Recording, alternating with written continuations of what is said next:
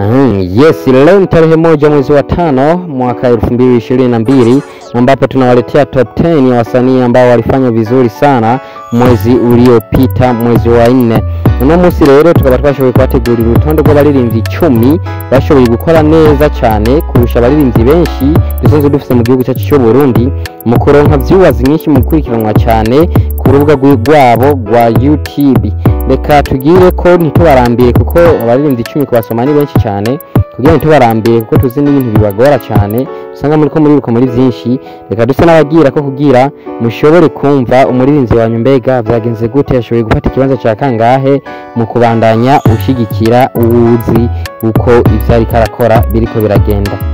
Gumana nanje rero ndaza guhera kuri nimero 10 mpereze kuri nimero 1, ndibazo uraza kumva umuririmbyi wawe nyimba rimwo, uraza kumenya ati yafashe ikibanza cya kangahe, ha mubandanye umenya ni gute uza kubandanya kumushigikira, ukwiye gukora iki nkawe umufanzi wiwe kugira ashobore gutera intambwe be ahari yunguruze ajya hushaka wewe kashobora kuja nk'umuririmbyi ukunda cyane.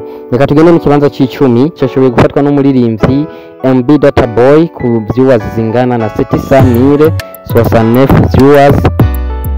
Izo zikaba zashoboye kumufasha kugira ashobore kuja muri runo rutonde rwa top 10 y'abaririmbyi bashoboye gukora neza mu kwezi kwa 4 turangije. Kibanza c'9 cyashoboye kujyamo umuririmbyi MT number 1 mu diaspora viewers zingana na 76212 viewers. Kibanza c'8 cyashoboye gufatwa n'umuririmbyi muzi cyane Rap Goliath, Rap Business, Rap n'ibindi byinshi. Turavuga B-Face on the floor ku viewers zingana na 70030 viewers. Ikibanza cy'indwi nacyo kikaba cyashoboye gufatwa n'umugwi mukunze cyane muzi cyane wa Love Music ku viewers zingana na 1039,011 viewers. Ikibanza cya gatandatu ni Bad Boy Killer Double J from Birman Boy, nkuko musanzwe mu muzi ariko arakora neza cyane mu gihugu cy'u Burundi muri industry yacu. Akaba yashoboye kwironkera viewers zingana na 49,612 viewers. Ikibanza cya gatanu kikaba cyashoboye kujyamo Mugani Desire wahoze ari CEO wa Double J muri Bantu Boy, no tushobora kuvuga.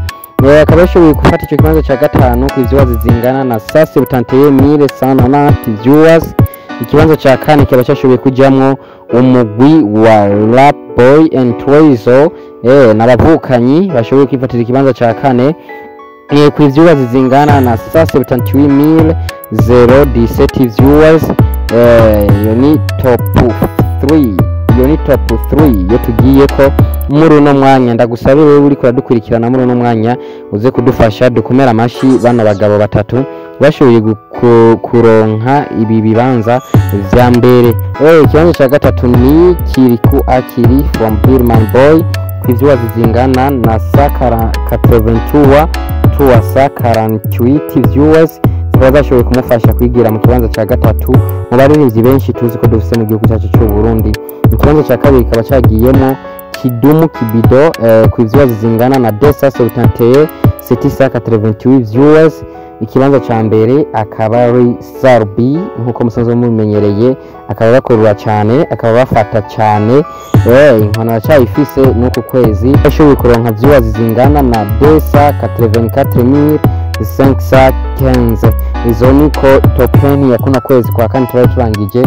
Yashoboye kugenda, yashoboye guhagarara ahari kosa hamerite muri commentaire amatumenya ati tugende gukosora iki, tugende gukora gute kugira ubandanye ibyo nkwana natwe na Stern TV Worldwide. Kuri mikoro ndabibutsa neza ko mwari kumwe na Stern Promoter. Kuri umaze gukora subscribe, thanks you so much. Nawe